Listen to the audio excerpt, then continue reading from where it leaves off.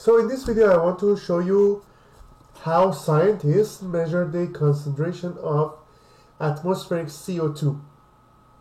So that's why the topic of this video, the title of it is Atmospheric CO2 Concentration Records. To compare the magnitude of the anthropogenic increase with the natural cycles in the past, a long record of CO2 and other natural greenhouse gases needed.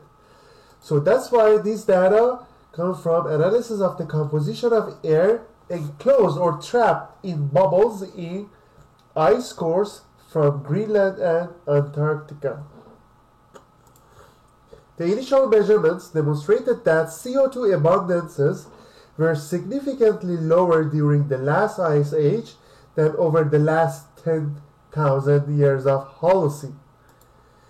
From 10,000 years before present up to the year 1750, CO2 abundances stayed within the range 280 plus minus 280 ppm.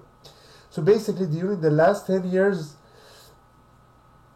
that we call it Holocene, from 10,000 years ago to 1750, the CO2 concentration was pretty much constant and it was around 280 ppm.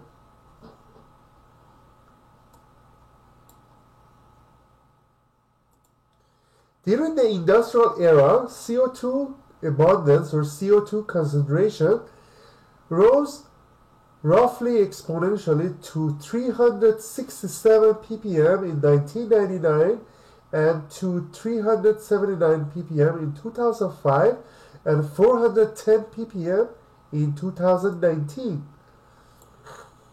So as you see here, the CO2 concentration is going up significantly from 1750 till now, and that's why always the concentration of CO2 is compared with before those years before industrial era.